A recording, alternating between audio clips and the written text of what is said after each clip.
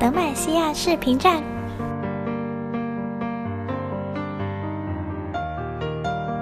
视频背景音乐、选手主播天赋符文、隐藏分查询就在最强王者组，还等什么？赶快扫描二维码关注我们微信吧。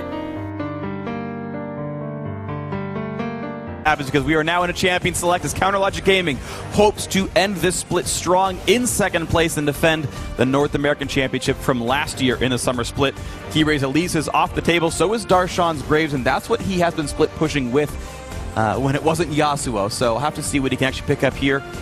Fiora has not received too many nerfs as of 6.5. There's things scheduled for the next one, but we'll see if that ends up coming up for CLG in the top lane with Graves off the table. Yeah, we've seen a few different strategies around Kiray's Elise.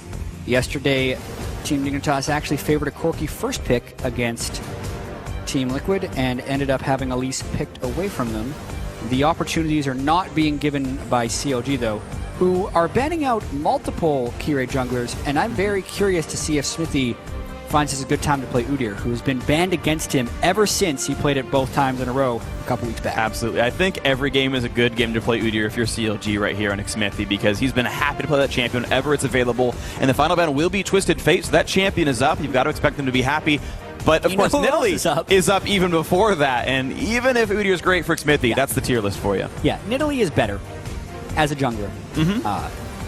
Some of the strengths that Smithy would have for Udyr are just the fact that he can farm very quickly and then become a split-pushing threat. Nidalee's never going to be the same type of late-game split-pushing threat, but Nidalee will be a much faster jungle clearer, and it is a strategy that CLG has been willing to adopt ever since week 6 of this split. Prior to that time, Smithy was never really a guy who was able to take much jungle farm, but they've recommitted to that strategy and actually had some very good results from it. As we get ourselves farther through pick and ban, the Dignitas bottom lane is grabbed right away. Bard, which is of course an Aftermove special as well. We'll go over to Kiwi Kid, who's also known for that one. And the Sivir picked up for Apollo. We'll see if the counters come through for CLG. Jhin, of course, on the table. Stixxay, I believe, would be happy to play that at some point. But Vayne, also known as a great pick against Sivir, just in the fact that once the outer turrets fall down, you can chase her forever as Vayne and kill that champion. And Team Dignitas knows that because they played against a Vayne yesterday with Sivir Braum as their bottom lane. I think they picked it so early here mainly because they are trying to deny Afro move Bard, and I think Sivir works very well for CLG's map movement strategy, but it would still leave them open to some of the same counter picks. Although, we have some different things from CLG. Yes, we do. So Soraka coming in here, and I don't think we've seen a lot of Sorakas since the changes in 6.5, but she is here. And I'm curious to see what the skill order will be, the item choices and whatnot. I've been hearing different things from different players. Some people will max Q first, which is the AoE slow and the self-heal. Sometimes you only get a few points, then go back to maxing the W, which is the targeted teammate heal. See what it ends up being. And when you land the Q, it applies a heal over time to yourself as well as who you're casting your W on. So with Windspeaker's Blessing, it technically gives you a longer period of armor and magic resist buffs. With that being said, though, it's not really the type of playmaking support we're used to seeing Afromu on. No. So that's a definite... It's a diversion of style. Weird choice for Afromu, yeah. Yeah, he plays Bard and Alistar and some Braum and some Thresh and some Morgana. It's like press Q, catch an enemy champion out. Not the case now for him. Of course, picks have still continued to go through. Team Dignitas have grabbed a tank jungler in Gragas for Kiray. There is Billy Boss on the Poppy in the top lane, and that will leave Shifter the final pick in the mid lane. They will be waiting to counterpick this. CLG can counterpick the top lane. Looks like Azir comes in, as well as Gnar for Darshan. This is so weird by CLG. I mean, as far as what they've played this split, that's three unique champions in their 18th game. 3 new champions in Azir, Gnar, and Soraka that they themselves haven't played this split. And it's not like this game isn't important and they're just throwing in the towel to hide things. A win gives them a playoff bye and means they have 3 whole weeks to come up with new picks. A loss means they play C9 instead of Team Dignitas for the chance of getting second. So, yeah, definitely no reason to toss in the towel for this one. CLG, though, hoping this is the right call for themselves. Gnar, I mean, hey, he got 3 AD a while ago, all right? He's back up the profile a little bit here. Yeah, he definitely got buffed a little bit. I think Shifter should play Ahri or Corki here. He played Ahri back in week 1 when they beat CLG, and Corki was their first pick yesterday and would round out the team composition very nicely. Okay, but Gangplank. Gangplank mid against the Azir? Well, I don't think I've seen a lot of Gangplank versus Azir as a matchup overall. Neither so color me surprised for how this one's going to end up going. But Shifter gets still a strong mid laner for himself. We've seen Gangplank go down in priority a little bit after the nerfs that came in 6-4 and whatnot, but still a strong champion, and Shifter going to be happy to play this one here. He got every choice he wanted. There was a Varus available, all the old poke mids, Zed was up, like all these different options that we know are played against Azir. Gangplank was his choice, and now you've got, I mean, some really good engage to help your bottom lane snowball. Can gank Sivir speed GPT on top, they can really affect the side lanes here. Oh yeah, Team Dignitas has a lot of opportunity to affect the side as well as just find big team fights up mid lanes. There is something we saw Balls do yesterday in the lane swap. He was trying to hide behind that wall and pick up a bunch of free experience as minions died to the turret. But Aphromoo was going around the corner to check, and Billy Boss, instead of waiting for Soraka to find him, tried to heroic charge to get away, just to clear distance, I think. Yeah. It would have been nice if he let Soraka get a little closer and then slammed away, but he panicked once he got exhausted and just flashed away to make sure he didn't die. Yeah, so trade a summoner is not the worst thing in the world, honestly, and Team Dignitas have been able to trade the turrets equally otherwise. We see the total gold still an 800 lead for Counter Logic Gaming. Some of that is actually now off the back of their jungler Smithy, who is, just check the actual gold income, 300 individually above Kirei. Yeah. Of course, more from the rest of the lanes. That's Nidalee speed for you. He didn't even get the slingshot start in the jungle where he was sharing experience with Darshan at the very start. Kirei not able to keep pace. And then you also have to factor in that massive CS difference in the mid lane. I want to point out, by the way, that Darshan has gone for Fervor of Battle Keystone on Gnar. Pretty much every Gnar ever and every top laner just goes Grasp. I'm just going to be a tank. We're going to trade Sustain. Screw it, split the lane. Darshan wants so badly to kill his opponent, he might actually go for an eventual like Ruin King or something and just attack speed focused, try to wear down Billy Boss quickly. I think it's going to be some type of DPS Gnar. Yeah. We've seen Darshan go Frozen Mallet Gnar in the past. Frozen Mallet played with Ruin King wouldn't be outside the realm of possibility. I once saw Gnar go Hurricane. Oh, wow. Darshan could do it, technically. It would Frozen work with the Mallet W. Hurricane. Yeah, you get the W's applying to multiple targets at once. You never know. You'd never know. And Hurricane works very well with Fervor, so... Yeah, there's synergies there if he wants to go for that squishy of a build, as unlikely as that may end up being. Tracker's Knife in for Xmithie. The same situation here for Kirei, going for their respective runic echoes and chants. So far, pretty similar here. Heavy fan vote for Team Dignitas. All right, Team Dignitas. Wow, CLG fans heavily slacking, but also, yeah, the underdog story. It's really funny, actually. Last night I went and looked at... Even the fan vote is biased against CLG. Yeah. Jack, one of the dankest memers of all time in League of Legends right now. I went and actually looked at Team Dignitas' placement history over the last 4 or 5 years in North America. They joined the LCS as the #2 team from the Season 2 regionals. They went to Worlds back in 2012. And then Spring 2013, 3rd place regular season. And they went to 4th, then 5th, then relegation. And it's just been steadily going down for Team Dignitas, and it's heartbreaking. Yeah, one of the original LCS teams. Yeah. Kiwi Kid is the only player in North America to be on the same team in Spring 2013 as now. And also play every game. And played every game. He's got a couple of streaky records go. By the way, that fan vote, one of the reasons it's so heavily slanted towards Team Dignitas is if Team Dignitas wins, Cloud9 still has a chance to get a bye. So a bunch of Cloud9 fans are all tweeting in saying #TakeWin to just push the bar over in that direction. In addition to all tiebreakers fans. Yeah. So we'll see if they can do it right now. Still a fairly close game, but CLG are just continuing to outfarm heavily. Now 1,000 gold just from minion and monster kills. That's equal in kills otherwise and turrets otherwise. CLG just playing the map quite a bit better here. Beneficiaries primarily the Nidalee and the Azir, but flash forced. Kiwi Kid spots Smithy with his hands in the cookie jar and slaps him away. Very true. That was a level 6 Gragas, so if Xmithie didn't clear the wall immediately, there's a chance he never would have gotten back there. Right. And he knew he didn't have teammates. So it sucks to burn your flash, but it sucks more to die. And Xmithie did the safe choice there. And I think it's the right choice overall. The team now regroups into the mid lane. Shifter losing health pretty rapidly. Has to respect a lot of this. Can't wave clear much. Pops the ulti to do the rest of the work. And Counter Logic Gaming once again will choose the safe choice of walking away, not risking dying. And Shifter keeps the turret alive for this wave. But CLG are staying around. But what about the next wave? They're trying to bring more barrels towards the mid lane as Kirei is moving up. He could technically use his Gragas ultimate to clear, so they have enough people here they can defend again. The instant that turret is left alone, though, that turret will be going down because of all the chipping he has done in the first 10 minutes of the ring phase. Absolutely true. Update on Afro for those who care. 2 points Q, 2 points W. I'm checking back through the game right now to see which one he got to 2 points first, but I'm pretty sure he's going to max W by level 9, but 2 points in Q early. I have seen a lot of variation, though, amongst some of the different pro players that have been playing Soraka, or ex-pro players when I look at Lemon Nation. A lot of them started, especially Adrian, started just straight maxing Q, just seeing how it would work, what would happen if you max Q by level 9. I've also seen Lemon Nation go 2 points in W and then max Q, because you change the mana efficiency of the W pretty greatly between rank 1 and 2, and then you're still getting some decent benefits out of Q. The fact that he's gone 2 and 2 makes me think he might actually end up kind of doing the Q max with 2 points W, or it could just be because Q gets pretty good after 3 points. His current skill letter was QWE, QWR. So he did a level 4, get 2 points Q.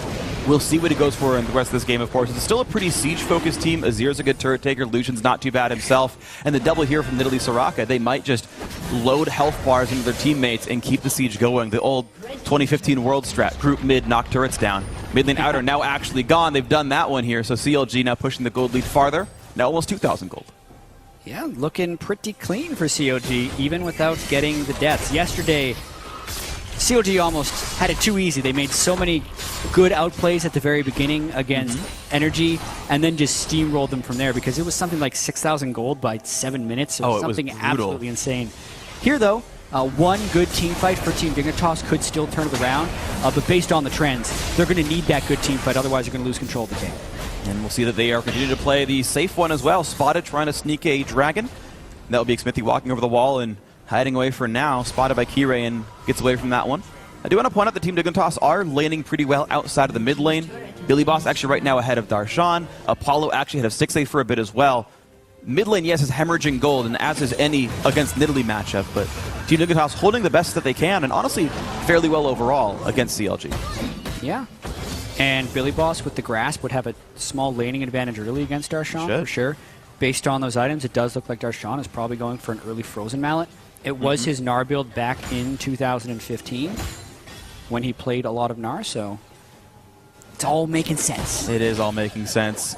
AD-focused Gnar here, and right now it hasn't been doing too much for him as he stacks the Jarvan's Fist bonus health, throwing boomerangs, and Australians would be proud. He's got good form in that one as it returns to him, and he grabs it with no issues. Once again, a dragon attempt comes through by CLG. Yeah, spotted by Dignitas. Dangerous dragon attempt. They're thinking they can take this very quickly, and they can, but they might get caught in a fight afterwards. TP comes in from Poppy. Smite secured. Sivir ulti popped. Huhi to knock them back, still taking damage, but slides out of the dragon pit. Now an ulti in from Gangplank, buying some time, but Huhi's heal will help him saunter to safety. Magical journey around the wings, though. Darshan has to teleport in now on this one. Gnar will join the fray. A missed explosive cast. I think he expected Stixie to flash it. A lot of the silence comes out from Soraka, knocks the Lucian away now. Now the hit into the wall, and First Blood comes in for Smithy. The chase comes in, and Shifter dangerously low on health. A nice tempered fate to buy some time, but it still means CLG gets First Blood on a fight that Dignitas wanted. Yeah, and if Dignitas wanted that fight, they sure didn't do a very good job of being decisive about it, because they slowly meandered into the Dragon Pit after it was taken and then didn't sync their ultimates up very well whatsoever. I feel like Team Dignitas should have been ulting just outside the Dragon Pit as it was still being taken and then use that time to close in. Instead, they put the Gangplank ultimate down really late. Kirei whiffs his Gangplank ultimate as well, which really hurt the initiation. It was just kind of sloppy all around, and CLG was much more coordinated, got the Dragon on top of wards, and then still gets First Blood out of the ensuing team fight. So just win-win for CLG. Yeah, win-win for CLG. He's got to feel good for this one. The win would give them control of second place and a first-round bye into the playoffs, joining Immortals with that blessing, I guess you could say. Team Dignitas hoping to climb back into this one, but in actually rare for them in the last few weeks, not having a strong early game here. Getting definitely outplayed by CLG. We can watch that fight again. Yeah, so the teleport actually comes in on the far side of where CLG is after the Dragon has been taken, so they have a huge lead on the Bard and Poppy that's going to be flanking them here. and then they go down. They're a little bit worried about getting caught from the Bard ultimate, so CLG then sets up his ear soldiers, and they zone Apollo out. So Apollo can't follow in on this dive either. By the time Darshan gets here, he's actually got his full rage bar, so they get to turn this around on Team Dignitas pretty heavily. Bilibos then has no backup because Apollo was never able to get into the fight. And thank goodness Cubic Kid landed his Bard ultimate on the approaching members at that point, otherwise it would have been even more deaths. Would have likely been a lot more for CLG. So Dignitas limping away with their pride for now, but still 2,000 gold to the deficit, nearly 3K. And minus that dragon as well. Kirei will take down a scuttle. That won't mean too much. I know, a nice attempt there by Smithy, but would have been a nice steal. I know. It's okay. Mid lane's warded up. CLG walking back up the top side of the map for another Rift Herald pickup. Aframu slowly killing it with bananas. And it loses health until Smithy can get the killing blow, I assume. And we'll see who gets the credit. Give it to Stixay. All right. To maybe go do an 80 carry shove up the top side. Smithy very quickly hops up, gets a pink ward into the red side jungle of Team Dignitas, and here we go. Like they're showing their hand here. I feel like CLG wants to then do a 3-man push up on the top side, and if Team Dignitas doesn't respond to this, they're going to be slow on the play because they see the Rift Herald buff in the hands of the Lucian, and they should be prepping to defend that turret. So top lane going to be the place to be right now. You see Bard hanging around that side. Gragas heading up, you can see in the minimap, heading up from mid lane as well. Team Dignitas do seem to be aware, but look at the warding from Counterlogic Gaming. They've got vision in this top jungle already. They can spot these rotations, potentially catch members of Team Dignitas out if they move improperly. Nice spell shield, but Piercing Light hits anyway, and Apollo losing a little bit more health for that. Yep. And so far the push not going to do much. Shut down by Apollo. He was there early enough. He never let the minions hit the turret. Therefore, the Rift Herald minions had no impact. But who he's been missing for a while now, and there are suspicions that he's in that rush with Frozen Mallet Darshan being a nuisance. Bilibos just stunned into the wall, taking so incredibly large amounts of damage. We'll throw a buckler and heal back up a little bit, but you can see that Darshan definitely wins that duel. And it's probably going to get only worse from there. Yeah, it's really hard as a melee champion to close the distance on a good Gnar with the Frozen Mallet, because not only can he slow you with his boomerang, every auto attack is also going to be applying that 40% slow, and if you ever do get close to him, hops away. He can hop away, as long as Poppy doesn't have steadfast presence up. That's the one disclaimer we have to have here, that Bilibos could have a world where he catches Gnar. If you're another melee champion, you almost never catch a Mallet Gnar. Maybe a Darius E outplay, but yeah, it's like you have to pick specific examples of abilities that can interact properly and interact favorably. So, difficult situation for Bilibos. He can at least use that W to keep Gnar from crunching into his team and maybe keep his backline safe, but 1v1 matchup definitely not great. It's a matchup CLG wanted, of course. They grabbed that Gnar for the lane matchup, and we'll see if that continues to reap rewards. It's been an extended poke game up in the top lane here. I give the win to Team Dignitas here, actually. CLG had invaded and gotten deep vision in Team Dignitas' jungle, but I think they tipped off the play a little early by showing the Rift Herald minions all the way back below the halfway point of the lane. Because if we look at the end result, CLG took a bunch of time, Team Dignitas re-established control of the top jungle, and didn't take a single hit to the turret that CLG was trying to push. Right. Which is an accomplishment from a 3,000 gold deficit. Definitely agree. So good stuff by Apollo and the rest of the crew for wave clearing and not taking too much damage. So we move on farther into this game. Aframu is on his way towards an early Zeke's Harbinger to buff up his teammate, just staying on that tier 1 spell thieves and just building utility for now, stacking plenty of cooldown reduction. Once again, checking the build, and he is in fact still maxing W. So learn 2 points in Q, which is the damage nuke at level 4, and then he's just been maxing the heal, which will max out by 9 anyway, so you don't really lose much pacing there. And I think that is what I expect to be the future build for Soraka's, is that 2 points Q early for laning phase, move on from there. We'll see if any other players agree as time moves on and we see more of the Soraka. Stixay will be buffed up. About to have that 50%, maybe 100% crit chance when Soraka can buff him later on with that Zeke's. The Dignitas are now here first to play for Dragon. A couple of wards killed off, but CLG quickly going to cruise them themselves. Yeah, and maybe CLG trades the Dragon for push mid. Big play on to Shifter Azir, putting out so much damage and will not get saved in time by Bard. Only turns off the turret.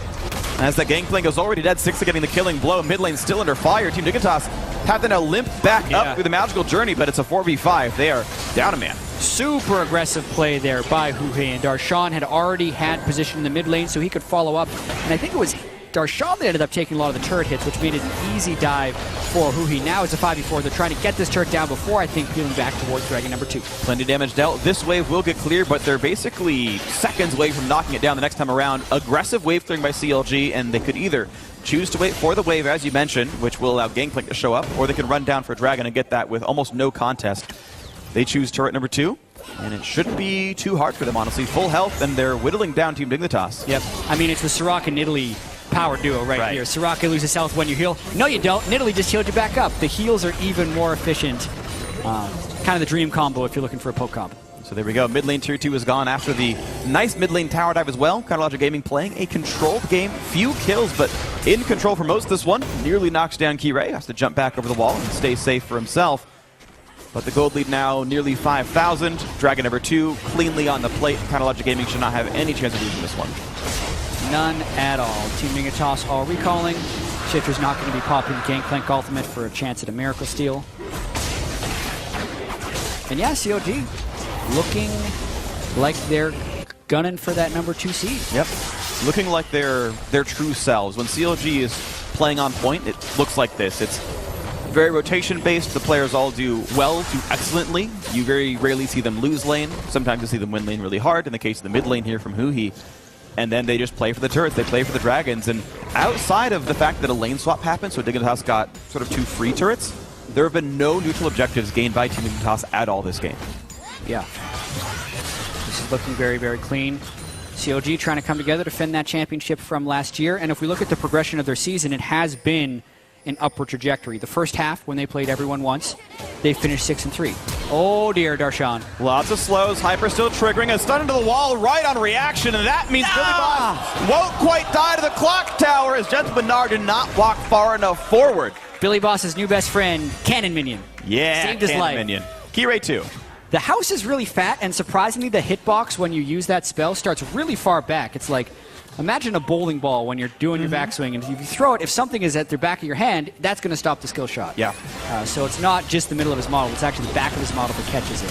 Whoa, speaking of the back of his model, though, catching a whole lot of bullets. Kirei dodges away from the boomerang. Made that one happen. Darshan sadly missing kills with his Qs, but you know what, still an advantage. Chronologic Gaming now 5 turrets picked up as bot lane tier 2 goes down to a nice rotation yet again. Yep, that moves the lead to 6,000. As I was saying earlier about the upward trajectory throughout the year, if they win this game against Team Dignitas, it will mean no team in the LCS will have a winning record against COG this split, because they would have either 1-1 or 2-0 every matchup, and their second half would also move to 7-2, which would be second only to Immortals, who had an 8-1 second half. Yeah, and that one, of course, was CLG, so you really can't complain about what Chronologic Gaming has done on this back half. They've beaten most of the teams in the playoffs. Specifically, Cloud9 and Immortals, the 2 most impressive of those. And CLG may be on pace to defend that championship. And we'll see as they move on towards the playoffs. And we'll see if that ends up being with a semifinal berth here, if they can close this game out. Certainly looking solid. Team Dignitas, I guess they can be thankful that auto-relegation is no longer a thing here in 2016, but on pace to join that tournament as the 10th seed from the LCS. In a first-round matchup against Team Dragon Knights, unless they can win this and somehow get into that tiebreaker and maybe shoot for 8th or 9th. Right, and for Team Dignitas, as they're trying to look to win this game, it's really all about getting the healers down first. They have to be able to take down Aframu and Xmithy, who, if they can be isolated away from Azir, do not have very much self-peel. So if Team Dignitas could get a really good flank around the backside and Gragas ult the Nidalee and the Soraka forward, then there's a way that they could win a fight even from this gold disadvantage. Ult them back into a good Gangplank barrel combo and some Sivir ricochets, and they've got it. Currently, they're trying to brute force up the mid lane as CLG has presence in other 2 lanes. This is a weird looking push. It is. Dignitas grouped up, and now they found Xmithy. Can they knock him into the team? No, they cannot. Kirei never pulled the trigger on that ulti, and though the Pounce gets caught out, this should be Xmithy dying. He flashes, explosive cast gets him into the wall, but he's running for dear life. Teleport coming in from Darshan to the top side, and he's able to rejoin his team. I'm surprised that Xmithy lived, but he managed to outplay the attempt. Now a knockback, gets rid of the AD carry, and he misses everything with the Shurima Shuffle. This is the kind of fight where both people just kind of walk away and just pretend it didn't happen. Yeah. Yeah, no one saw that. Nothing happened. COG continues to have good rotations. 8,000 gold, and they're going to go to Baron now. Yeah, because they maneuvered their way for Dignitas to go inside their base. A lot of missed skill shots there by a lot of people. It's okay. NA League of Legends means Baron's going to be on the table 24 minutes in, and this could be the chance for Stixxy to grab that here with his team. Darshan buying time. Here comes the teleports in. Shifter and Billy Boss have joined the roster, but that's going to buy enough time. Job. Yeah, beautiful stuff right here. Means Baron has gone over to Counterlogic Gaming. Now the team fight in. Billy Boss in the front side is the tank, but that Javelin hurts Kiwi Kid badly, and Uhi snags the kill. He'll snag the next one as well. Nice 2 kills picked up. Darshan lands a stun. Still staying alive, staying alive, staying alive. A triple kill for Azir, an ace for CLG, and maybe the game. Yeah, I think that's the game, Freak. 25 minutes in, they force the Baron. Darshan does an amazing job keeping Dignitas away, and then Team Dignitas isn't able to run away quickly enough. Lucian, Azir with Baron minions, even though these death timers are relatively short of 25 minutes, I think they're going to end. Looking for the Nexus turrets right now, and Counterlogic Gaming to secure second place in the regular season, hoping to repeat a North American Championship in the playoffs. They've done it. They've won the game against Team Dignitas. Beautiful job. Yeah, and that's about the fastest finish you can hope for if you're a CLG fan here, because they had a clean yet kind of slow early game. It was 2 kills to 0. Team Dignitas wasn't really giving them many opportunities. Then there was that really weird series of events where Smithy ran away from the entire Team Dignitas team for a very long time. Yeah. And at that point, Baron. It meant Baron, because Team Dignitas then got cornered into their base.